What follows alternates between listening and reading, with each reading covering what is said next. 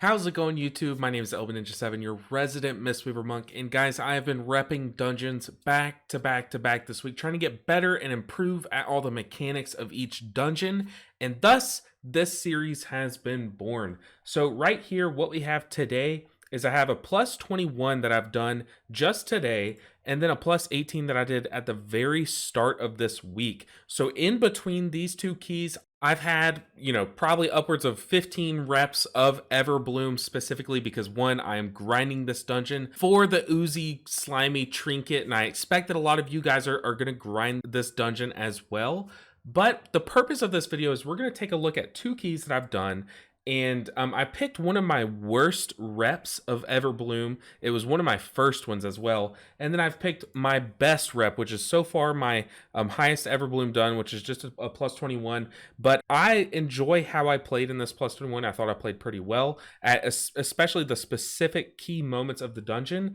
And I played like absolute dog water at a lot of these points in this dungeon, the plus 18. So we're going to be bouncing back and forth. I have a bunch of timestamps written down to kind of compare each aspect of each dungeon. And the goal is, the hope from me is that, you guys get some value from this, seeing the bad versus the good. How could the bad improve and what is good about the good? And hopefully seeing that side-by-side comparison can show you, those things. Why is the good good? Why is the bad bad? So let's go and jump into it. So we're going to start off here on the plus 18. I'll show you the plus 18, the bad footage first, and then I'll show you a comparison. Sometimes I won't compare. I'll just show one rep because I feel like it's very easy, very simple. But for this part, it's the first pool. Now, I do quickly want to put a little disclaimer in here. Not only will this be a video kind of just showcasing some important key moments in Everbloom and how I think I've improved and what I've learned from each of these moments in time, but also I've heard a lot of complaints, a lot of feedback that you guys really need some help with bursting, and I feel like hopefully it will be very apparent in this video. The amount that I've learned about how we can play around bursting from the start of this week to the end of this week is like insane. I've gotten so much better at bursting, and I hope that I talk about it enough to help you guys get better at it as well. So let's go and jump into it. And to start things off, we have this first pool, and I think it's very crucial in setting up the dungeon, but there are some things that I just did wrong. So right here you see this naturalist, the orange guy. This is the bad pool. You know that your tank usually likes to pull this pack to another pack and do one big pull. So that's what we're doing. We kind of do it very slowly. It's kind of like our tank didn't really know what to do, but we start making that move. But you notice there is still that guy in the back. There's still that caster, the orange circle guy. He's still back there just casting away, and we are up here on this pool. Now, whether our tank should have kind of just gone ahead and pulled everything together or just let us sit there and beat on that first pack in the first place, I don't know. I don't think either one of those is right. I think on bursting week, it's kind of fine how he pulled it. But the problem is we have that caster in the back. Now, you guys will kind of see I'm going to be the one to deal with it. You see here, I kind of start this pack, but I kind of noticed those casts coming in. I'm like, oh my god, that guy's still out there. He's just going to be a pain in the neck if I don't get him in here. So I run out, kind of once all this pack is at like 50% health. I run out, kick him, get him to come into the pack. But notice the shape of this pool. It looks fine. Everyone's at full health. I still have Chi-Ji, haven't used it. Still have Revival. I have both my Renewing Mist out, but that's kind of the problem. I am not invested in this pool. I have not started my ramp to get set up for bursting. I am just in a bad spot because I had to stop at the very beginning of this pool and run out. And you guys will see how I fix that in the future, how I've learned to fix that. But for now, let's go ahead and look at the outcome of that lack of preparation, the lack of being engaged and involved in this actual pool so that I don't have any future value. And you see there, I'm spinning crane kicking, which is just probably the worst thing that I could do right now.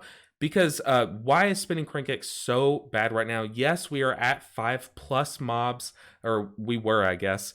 But the problem is I still have both renewing mist charges. I know it's bursting week. I know bursting is about to come. I am not setting myself up for future value. What do I mean by that? Renewing Mist gets way more value here than Spinning Crane Kick. Yes, Spinning Crane Kick technically does more damage and possibly more healing, but it's not about the healing and damage that I'm doing right now.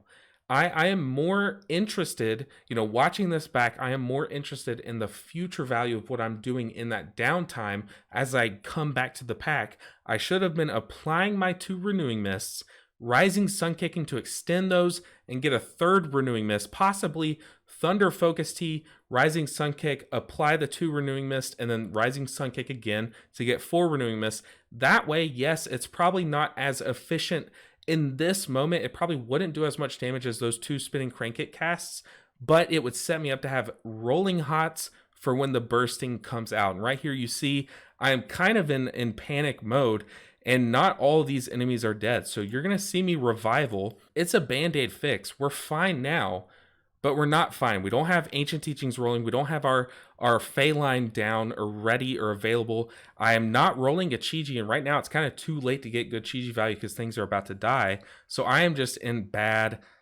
I'm just in bad. And you see there, it kind of just snowballed into a very sloppy pool where we end up not letting someone die. We got very lucky, but it just could have gone so much better. But it snowballs into this next pool. Right now, I'm coming into this next pool with no Shayloon's Gift stacks and no hots, no real true hots coming into this next pool. So eventually what you're going to see is that someone does die on that pool because bursting comes out and it just absolutely trucks us when I just don't have resources that I spent on the last pool available. You see here someone died from bursting. We can watch it, but things are dying. I'm still spinning crane kicking, and this is one of the biggest lessons that I learned throughout the week is although spinning crane kick could technically on paper be the best option, I really have learned this week to just rely more on my Ancient Teachings rotation because of that future value of the Renewing Mist that your Rising Sun Kick leave behind. It really helps with bursting, and I hope that you see that, but let's just watch this death. We get to where we're locked into a spinning crane kick channel, so we can't dispel the evoker in time. We can't cast a Shayloons in time. So yeah, we just lose someone very stupidly. And notice how I have both Renewing Mist charges on cooldown, Rising Sun Kicks on cooldown, or off cooldown, I should say, and there are zero Renewing Mists on the party. So yeah, you see how that can kind of snowball? Well, now let's watch the good version of this early section of the dungeon and see what's different. First off, right off the bat, I am going ahead and starting the pool by applying my Renewing Mist charges.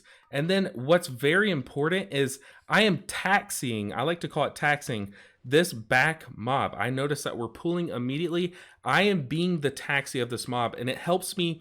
Yes, I'm still not there for those first few seconds of the pool, but I'm here now. And as stuff is dying, yes, I got some spinning crane kick value off at the start of me coming into this pool. Still pretty sloppy. I think if I were to go back and change something, I would have not cast that many spinning crane kicks. I would have started my Rising Sun Kick, trying to reset that Rising Sun Kick, get these hots out earlier, but we're in a much better spot because things are dying and we have at least 3 Renewing Mists out.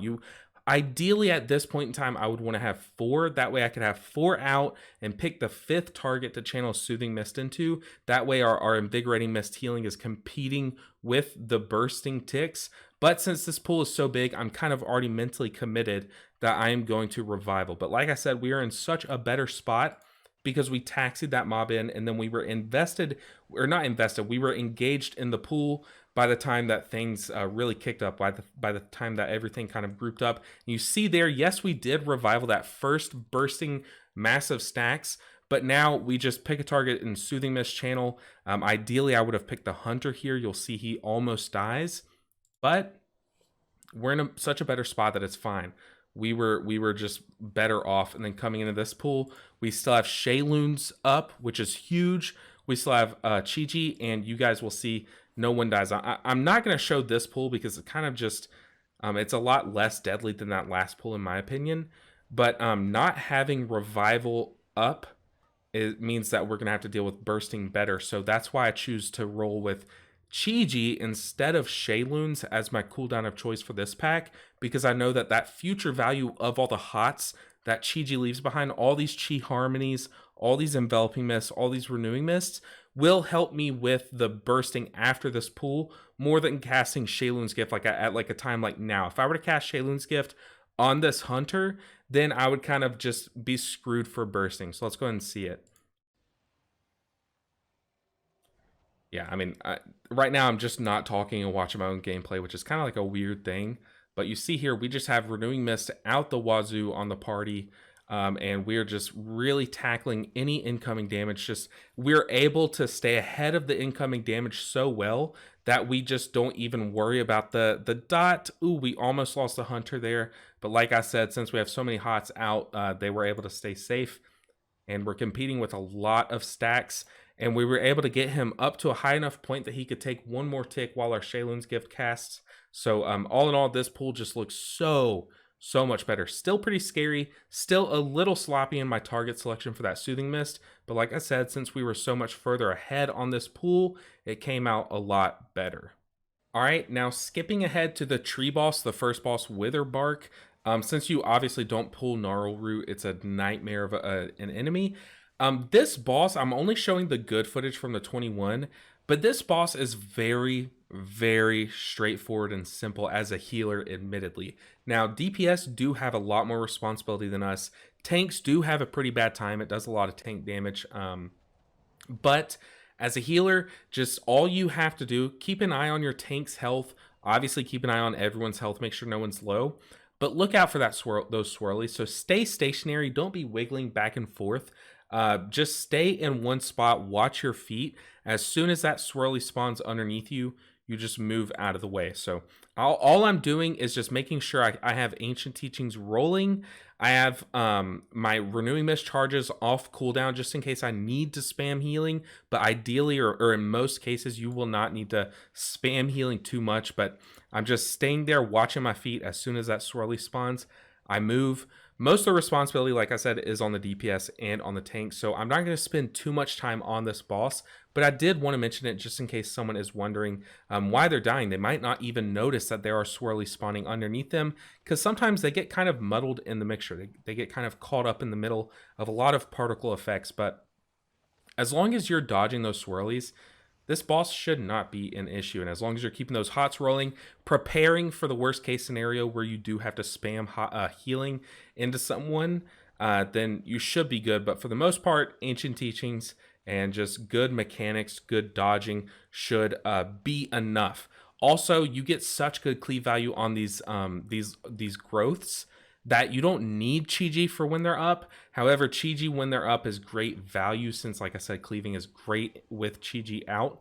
But for the most part, when those guys are out, the only real risk is to your tank. Your tank is taking more damage. So just like I said, keep an eye on your tank, keep an eye on your feet. Not to sound weird, but yeah, keep an eye on those two things and you should be golden on this fight, and it's just that simple. All right, now next up we have this pool. This is the entrance of the dungeon. This is kind of like the leftovers.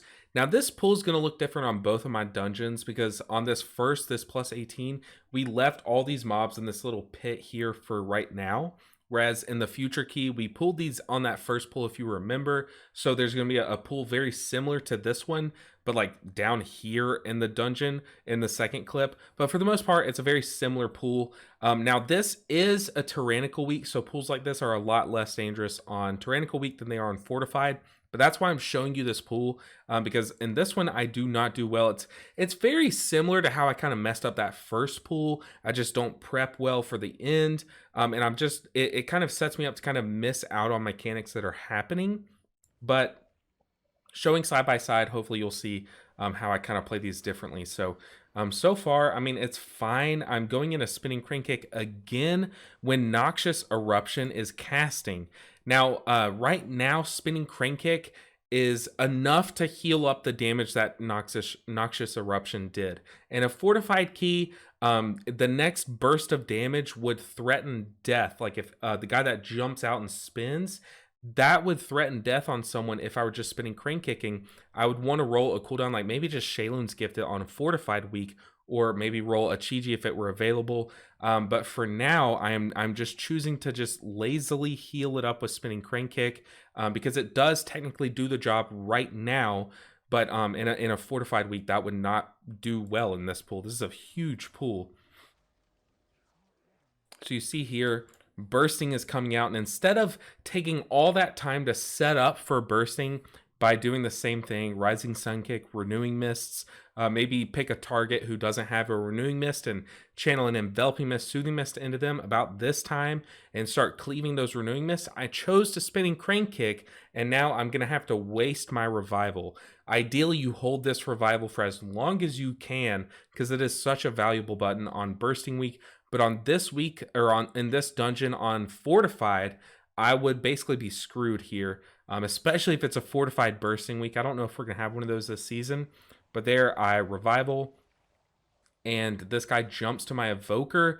Luckily, the Revival took him to a point where that, like a threshold where that doesn't kill him. However, that jump and that Noxious Eruption that just went off would have done so much more damage on a Fortified week that I would have been caught with my pants down if I played like this on a Fortified week. But let's go and see the similar pool on the Future Key. So coming up here, it's like I said, it's right before the third boss, or the second boss, I'm sorry. It's this pool. There are a lot of Dread Petals in this pool. Those kind of just do like big tank damage. They don't really do anything very meaningful like the Noxious Eruptions. Now, this pool doesn't start out like that last one. There are no Abominations. There's no big AoE casts that are going to be coming. But you'll see I do butt pull, and that's kind of why I was talking about this pack, or this pool being kind of bad, is I butt pull. But one thing that I do like about this pool a lot better than the other one is that I am respecting the damage more. What do I mean by that? And the other one, I was holding cooldowns for some reason and ended up having to waste Revival. But in this pool, I don't remember if I have to waste Revival. I did not write that down. However, I popped Chi-Ji at the start, like saying, I'm going to spread my hots for this pool and be prepared for bursting and all that. I am respecting this pool by popping a cooldown. And I like that a lot more instead of holding on to our cooldowns. We have short cooldowns. Sheilun's Gift is a 40-second recharge to max value. But there you see, it was me. I butt pulled the Abomination. But since we had Chi-Ji rolling, we were already ramped and poised to deal with bursting, a big burst. We were actually totally fine. I end up saving this this last Enveloping Mist a little bit so that it'll extend a little bit further because I started to notice that things were not dying once bursting was coming out.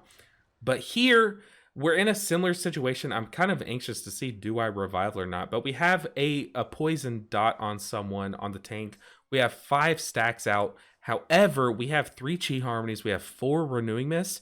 I could cast a Sheilun's Gift and just start pumping Vivifies. However, do you see something on screen that kind of notifies me that I should not do that? I should just Revival? Yes, it's the Noxious Eruption cast. I hope that I do Revival so we don't lose anyone to that. But let's see how it plays out. Do I just go for Vivifies? Am I even paying attention to the Noxious Revival?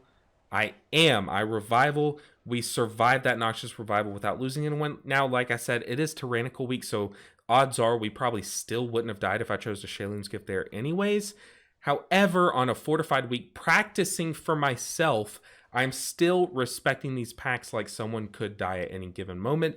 But I guess, you know, technically it's better to understand incoming damage and at any given point. But anyways, yeah, so we respect this pack a lot more and we come out looking very pretty. In fact, that pool was very scary.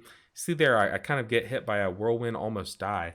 But my Expel Harm is such a unit that I know I'm going to be okay. And here comes Noxious Eruption, but I have respected all the incoming damage. I respected bursting a lot by spreading, making sure everyone had a Renewing Mist out, that I am not even scared of these casts. I'm not scared of the bursting. We are totally chilling right now. As you see there, I use my weapon. Has anyone gotten that weapon yet? It's one Extinction Blast. Iridol, I think is what it's called.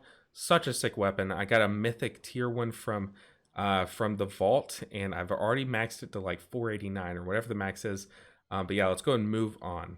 All right, now I have it written down that we're going to take a little break in the linear progression of this dungeon, of the Everbloom analysis, and talk a lot about bursting. So I have a poorly handled bursting pool here written down, and then I have a good one from the Future Key. Now, I know in the future keys I do have tier set, so that does help out quite a lot against bursting. But yeah, anyways, let's go ahead and get into it. So this is how I handled bursting poorly. Now you can already kind of see, I think this is me, my spinning crank kick animation. So I was just casting spinning crank kick. In fact, let's go back a couple seconds. I've mentioned it a couple times in this dungeon so far. I did use Thunder Focus Tea Rising Sun Kick, which is good on Bursting Week because it applies 2 short-lasting Renewing Mists. However, that whole time I was trying to just maximize damage. That's not the best thing on Bursting Week. I should have been Renewing Misting, getting both those hots out, and then done the double Thunder Focus Tea to extend each other, get up to 4 Renewing Mists out for free, basically. And then, yeah, you'll see here, we are at 6 stacks. I have 0 Renewing Mists out on anyone. I have to waste Shayloon's Gift, and yeah, it is just horrible. I mean, I am like cringing watching that. I ended up doing a single target Dispel, and then I believe it just made it a lot easier, but like, man, I looked like I was panicking. I gotta watch that again. So we just don't prep for it at all. Those Renewing Mists fall off because I did those at a poor time in this pool. And right here, 5 stacks of bursting, about to be 6, 0 hots out on anyone. So I just cast a Shayloon's Gift, dispel someone, and just kind of panic around. But luckily, no one dies. But this next pool I have written down as another horrible management of bursting. So let's see. I have Chi-Ji up. This is a pretty large pool. Chi-Ji would be great here to roll some hots. Maybe do spinning crank kick fine right here, but about now I should pop Chi-Ji, start rolling those hots maybe a little bit earlier. I'm drinking Mana Tea, even though I'm at over half. And you see there, instead of applying those Renewing Mists, I chose to Mana Tea. And yeah, I could Renewing Mist here, double Renewing Mist, then double Rising Sun Kick, and then start pounding Vivifies about now, and we would be chilling. However, I have to waste Revival and just very poor bursting management. Let's see what I wrote down as a better management of it. So good burst is at this time, and let's go and look at it. So it's this little pool. It's right at the beginning. Pretty easy pool. We're only going to cap out at like 5 stacks. But I do that optimal rotation toward the end of this pool. Now, I already noticed I have Chi-Ji up, but this pool is not deadly at all. The only thing that's deadly about this pool on this week is bursting. So right here, I have 5 stacks. How did I get that? So let's go back a few seconds because I was talking. I'm sorry, guys. And let's go back to when we have no stacks. We're coming up to the pool. I have 3 left over from last pool. These are my actual hard cast Renewing Mists. So I apply one to the tank, I Rising Sun Kick, I make sure and just dump these Renewing Mist charges, and then just try to cycle back my Rising Sun Kicks. Now notice how much more Renewing Mist out we can have when we're not spinning Crank Kicking. Yes, spinning Crank Kick does have a lot of value, but it's the opportunity cost of kind of being weaker to bursting stacks is very high this week. So since we're doing our Rising Sun Kick rotation, we just naturally have a lot of Renewing Mists out without even having to use Thunder Focus Tea. We're just getting a lot more resets, and we pick a target to Soothing Mist while we have a full blanket of Renewing Mist, and look at this beauty. It is so easy. Now, they do line of sight me, I believe, but we just cleaved so hard there that it did not even matter. All right, we are at the second boss, and let me tell you, this is probably going to be the hardest thing to watch. This is the ugly pool of this second boss. We have been told to spread out for puddles. We're going to go hard on Skull, and I believe no one talked about kicks, which that is already mistake number 1. I think one major part to this boss is to communicate beforehand. Hey, let's say like Druid, for example, you're on the opposite boss, the Revitalize kick duty, or someone with a short cooldown. Even myself could be on that duty, but no communication makes it harder since we have 2 very important casts to kick, and we don't want to waste any kicks or we'll be caught with our pants down. So yeah, so kicks are already going to be off.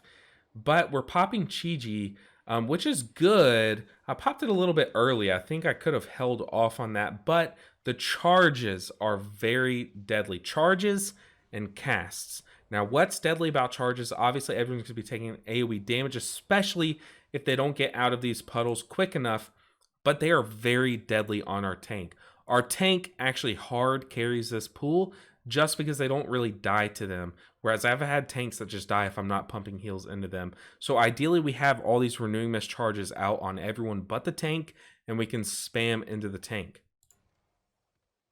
But here, it's ugly. So I go over here to kick, but I did not have my kick, so I'm just standing over here for no reason, and we lose someone. So the charge happens, everyone takes big damage. I'm sitting on Shaylin's Gift. I should Shaylin's Gift now because I know people are going to take damage. These pools do delayed damage. It takes a second. You see this druid is in the puddle. He's gonna take damage because it takes a second for that first tick to happen. I should be casting Shaylin's Gift, casting my free Vivify. I don't need to be standing here. I didn't even have my kick available. So yeah, just all in all, poor play, and it only gets worse from here. Druid dies partly because he stood in the puddle. He wasn't quick to get out of it. Partly because I did not do my part and heal him or cast a spell early enough. A very slow decision making on my part. But like I said, I've repped this dungeon a lot since then, and I've gotten a lot better. But you see here, all of that kind of just causes a snowball effect where my Shaylin's Gift didn't hit everyone. We're all pretty low. I still am doing poor with my Renew Mist charges. I should Rising Sun Kick, spam into whichever one of these two don't get the proc. But you'll see here, I am just panicking. I'm staying on this boss because I'm like, well, no one else is gonna kick him. I guess I need to stay here. No, run. Why am I standing in the puddles? I'm in a little safe zone, but man, it's ugly. And then I just start to panic and Soothing Mist, channel, hard cast and Enveloping Mist. God, this is just hard to watch. You see here, another big slam's about to come out, and I'm like sitting here thinking I'm about to be in a good spot over here on Skull, but it's just too far gone. I've dumped mana. I still have, I mean, I'm good on mana. Mana's not an issue, but it's ugly. I had to use so much for no reason. And man, even myself, I'm taking way too much damage. Right here, I should pop Chi-Ji. I'm sitting on Chi-Ji and a full Shaylin's there. I did use Shaylin's, that's fine. But man, I'm just making it hard on myself because Chi-Ji would have cleansed that Tangling Root or Entangling Root. Still sitting on Chi-Ji. The hardest part of this fight, a lot of people don't realize, or they just haven't thought of it yet, is the hardest part of this fight is the first part when all three bosses are alive. Now it's easy. So I should have just ensured that we make it through that hard phase by dropping Chi-Ji at that point, and just, you know, like I said, making sure everyone makes it to this last part. But I took an unnecessary risk, and it's just ugly. Here I dropped Chi-Ji, but like I said, you can kind of just heal through this part pretty easily. But now once you make it to this part, you can kind of just kick freely, kick some water bolts if everyone starts to take big damage from these acid puddles. If not, just keep holding your kick for the big cast Revitalize. But just make sure your tank stays alive for the charges. He's the one that takes the most amounts of damage. Get out of the acid puddle and hope that your DPS do too, but be ready to heal them with a free or instant Vivify, casting a Shaylin's Gift, because right now, like I said, you don't need to be dropping cooldowns. You should be sitting at 10 stacks unless something happens. But that's this boss.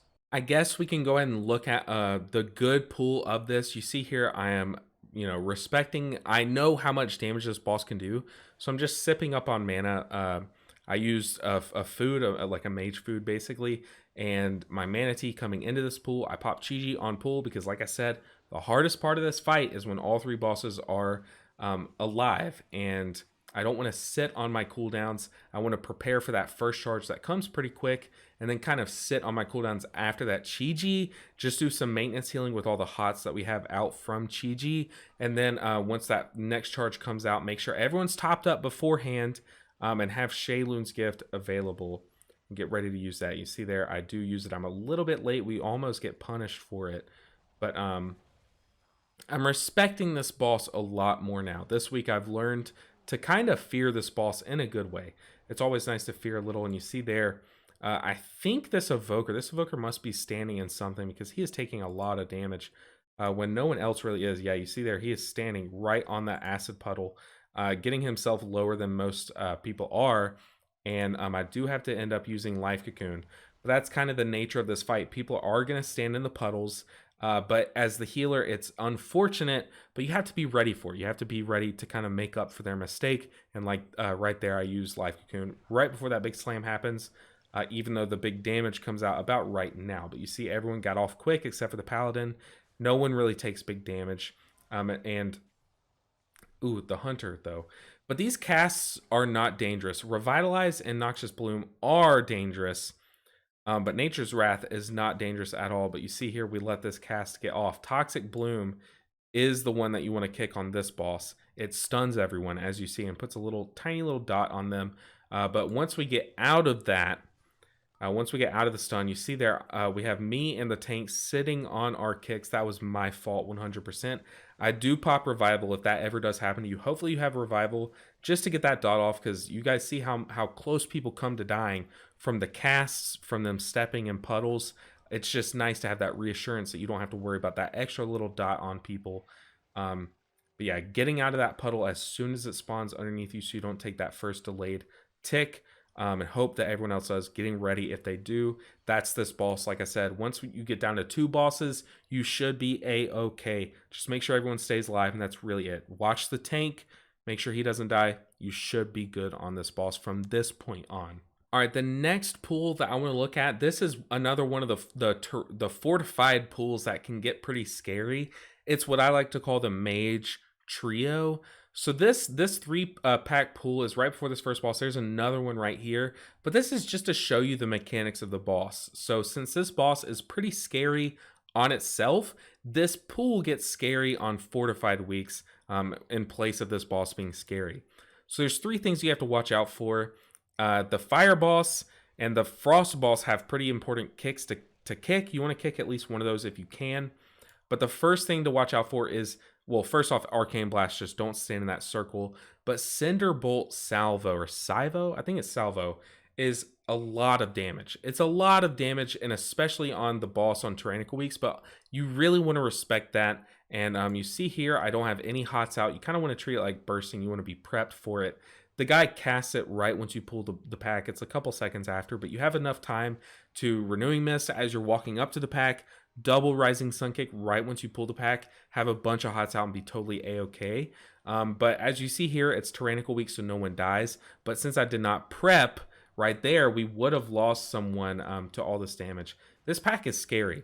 Now, Pyroblast you want to kick, Frostbolt you want to try to kick if Pyroblast isn't happening, but both leave behind a dot. The Frostbolt slows, so we can remove that with our Dispel. Obviously, we can remove the dot with Dispel. However, Frostbolt hurts a lot. I'm sorry, Pyroblast hurts a lot. Frostbolt is usually the one that I let slip through if both are casting, because we can, 1, remove it with Dispel, like I said, or Tiger's Lust. Since it's a slow, we can remove it with Tiger's Lust. But yeah, you see there, we just don't play this. We don't respect it since it's not Fortified Week, and we end up almost losing to people. But you see here, we have these 2 dots on both these guys. I think he did just get hit by something else. We'll watch the Paladin. Where's the Paladin? Where is our friend? Bands, right here. So he has the fire dot on him, where I have the frost dot on myself. And man, what trucked him? I'm not too sure, but he is getting trucked. But like I said, dispel the fire dot if you can, and try to Tiger's Lust the frost dot if both get off. And then we can go ahead and watch my other pool of this pack. This is a higher key, so although it's not Fortified Week, you will see this damage hurt a lot more. Oh, by the way, in both of these keys, I am pretty similarly geared. But here I have a lot of hots rolling. But yeah, you see this damage. That first salvo hurts. So, but since we have a lot more hots rolling, we're totally fine. I am going to hopefully kick this Pyroblast. Yeah, or I don't kick it, but someone does. And I'm just dispelling dots, healing those who do have the dot. And during Cinderbolt Salvo, I am just healing as much as I can. I think I could have played this a lot better by prepping my hots more for the Cinderbolt Salvos, but part of that will come from even more practice on this dungeon, on the timings of things, how much time we have between. And like I said, this boss is hard. It takes a long time, a lot of healing required. We will get into it, but that's why I ask for mana. You want to make sure you're topped up on mana. Don't just, if I had 20 stacks of Mana Tea, I would not just rely on Mana Tea. I'd end up about like right here with 20 seconds of Mana Tea. I would want to top up my mana and then still have those 20 stacks coming into the fight because there's a lot of healing required. All right, so as this first pool plays, I do kind of just want to brush on what this boss does before we get into like both pools. So like I said, the salvo, the fire cast, he does like a frost, a fire, or she does a fire, a frost, and an arcane cast. Now, at first, right once you pull the boss, it'll do the Cinderbolt Storm. This is very similar to the salvo, except it does leave puddles after these bolts hit. So this is the big damage part. The rest of it is mechanics, a mechanics check. This is a heal check. So you want to have a lot of healing set up. Here I chose to have my Renewing Mist do the large heavy lifting, but I know that I have Shayloons. I have all three of my major cooldowns up, but ideally Shayloons up if I need them. But this, like I said, is the first pool, and ooh, I ended up using Chi-Chi. So I think I was thinking of the other pool, but yeah, do not sleep on the damage of the fire cast. Now, how the boss works is it'll do its major cast of one element, being fire, and then it does the small cast of that element, and then it'll add on a major cast of the next element onto that major element. So it'll double cast 2 major casts. So you'll see here it just did the fire bolt, the very small fire cast, but now it does glacial fusion, which is a fusion between its frost, it's like frost mage big spell, which is this star of closing and snowballs. You get hit by him, you get stunned.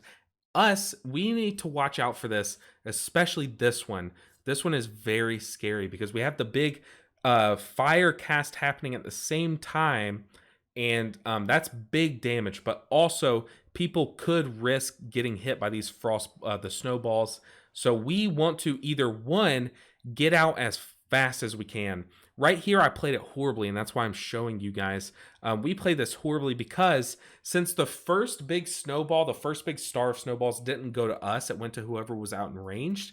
I should have stayed stationary, and cast a Shayloon's Gift to heal through the first big chunk of the fire cast damage, and then rolled out of mine once it spawned around me. Instead, I chose to move immediately and then cast Shayloon's once I got out to safety.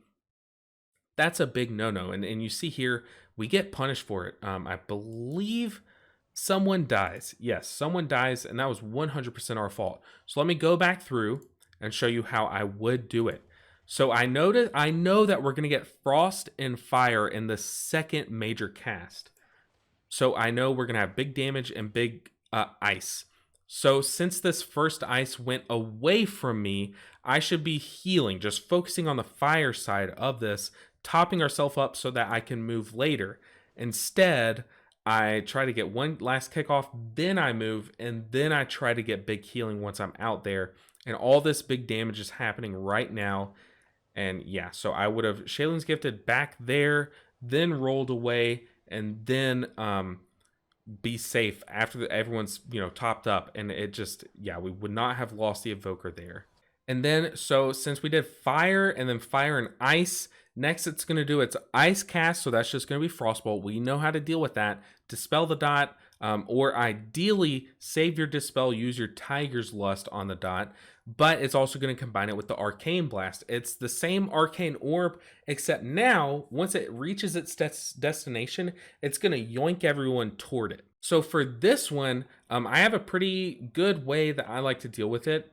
Let's see. Okay, so I'll talk about it in a second, but here we have the combination. We have the Arcane Orb went down this way, so you have to recognize where the Arcane Orb is going, and then you still have the double snowball effect where it's going to close in on someone. So here I kind of just instantly, like I did on the last big cast, like the big double cast, I just instantly try to run away, and that's bad. You want to play it slow, just like that. You see there, I almost get hit because I just was trying to move as fast as I could out and did not respect the Arcane Orb where it was going to pull me, and we almost get hit. You see there, the Druid does get hit. So I hopefully dispel him. Took me forever. But yeah, just horrible play dealing with these mechanics. Hopefully you guys will see how much better I've gotten at them. And then there, since he added on, or since she added on the arcane cast, she does a small little chunky pop to the tank with the arcane blast. And then here, we go back in the cycle. So now we're going to do the arcane grab, the yoink, plus the fire. Now this one, like I said, you really want to take care of the fire first. So I should be hard casting and Shayloon's gift while that arcane orb is traveling out, and then get ready for the arcane orb once that Shayloon's gift has ensured that no one's going to die to just the salvo, just the fire damage. But here, what am I doing? I am still doing my damage rotation, not respecting the damage at all, and someone dies for it. And I had no idea where the arcane orb was going, and just horrible. But I'm not going to show you the rest of this fight. It ends up very horribly. Hopefully you guys will be able to see it here. Yeah, the tank ended up having to solo the last half because I just was not doing the mechanics good. No one was, to be fair, but I myself was not doing good. But let's go and look at the good version of this fight. So here we are. Already I noticed I'm full mana. That's really good. I respect that first bit of damage. I choose Shayloon's gift, which, like I said earlier, I think that's the better choice. It was just 7 stacks. Ideally, it's more than that, but it does plenty to keep everyone alive. And since this first cast is just the fire cast, it's not fused with any other elements, you do have plenty of time to get people topped up. Just watch who the fire cast is going to go to. Oh, no. So you see there, we did actually lose someone because that was just 7 stacks. And do they get hit by something? Let me find it. Oh my god, this quality is horrible. I see someone up there. That's the Evoker. That looks to be the Paladin. Maybe I cannot even see the Hunter, to be honest. You guys are probably screaming at me, but yeah, it looks like he got hit by something because that one popped. Maybe he was like right here. But anyways, we get him up. I think Shayloon's was fine to use there. Maybe I should have been quicker to use it or cast Vivifies instead. But there's the Fireball, top up the tank. Now get ready for the Frost and Fire. So you see here, I am not panicking. I'm getting to a semi-safe spot, a temporary safe spot, and making sure that everyone is topped up by using Chi-Ji. Chi-Ji's hots will roll through the fire portion, and then I can worry about the frost portion. You'll see I play it very risky because I am right in the middle of things, and I walk right over a fire puddle. How I don't die, I have no idea. But everyone is a lot safer because I was rolling a cooldown here beforehand, and I'm used to the pattern. It's a small cast and then a big cast. Small cast, big cast, and we know that the cycle happens of all the big casts. So you see there, I used my Dispel. I should have used my Tiger's Lust, but here we have the big thing happening, and this is the big change where I see a lot of people mess up. So we have the Frost thing about to close around me. We have the Arcane Orb about to yoink us. I focus on the Arcane Orb first. Where does it go? I set myself up to where it will not pull me into any frost. So I start moving away from it, still inside of my frost thing, and then I look to get out. You can get out through a lot of these, but since someone got hit, they actually cleared the path for me. Kind of funny, but we dispel them as we move, and yeah, chilling. We are big chilling. That is not scary at all once you learn to just really prioritize the frost thing first. Or I'm sorry, the arcane thing first. So it's fire first, deal with the damage first, and then arcane. So here we do get the fire and the arcane. I am not poised to deal with this at all. So all this talking that I'm doing kind of just negated here. I think I'm going to have to use like Life Cocoon, Revival. So you see here, people are dying. Oh no, he gets pulled out of my range. That was both of our fault. We just were not in range of each other when I went to cast into him. Let's see it one more time. So yeah, huge fault on mine because I just did not have any cooldowns ready, or I just did not use it fast enough. Let's see, I should be using Revival now, but no, I use Expel Harm to save myself. I should have instantly chosen one of these guys, Life Cocoon them, and then just start spamming into the other one since I know I am safe. But no, we just kind of just let him die there. That was still pretty bad. Still a lot of room for improvement on these bosses, but you can see that I'm getting better. I'm getting more used to the mechanics and how to deal with them, how I prefer to manage them. Now we have Fire and Frost. I don't all the way move out. I get to where um, you know, I should have probably just stayed still and cast it, but I get to a semi-safe spot, cast my Shayloon's Gift, and it saves people, and then I just wiggle my way through. But you have plenty of time. I guess the point that I'm trying to get across in this this portion of the video is this boss, you have more time than you think. So let's see, I have Chi-Ji up for this next one. It will be, I think, what was just happening? Frost and Arcane? Yeah. So here, I actually, that one I got lucky. I saw the orb go very far away. So I used it to kind of like set myself up to where it would pull me out of the ice. But like I said, when it's ice and Arcane, look for the Arcane first. And then here, we're going to have a pretty easy one. Fire. Well, I guess not easy, but I'm poised to deal with it. I had Shayloon's Gift, a max one. Deal with the fire and then let the Arcane pull you to safety. So try to get to a very open area, do some big healing, and then let it pull you into another open area. But that's this boss. Let's go and move on to the final boss. Now we're just going to look at the final boss on this pool, because just like the tree boss, I believe that this boss is very easy, pretty low responsibility.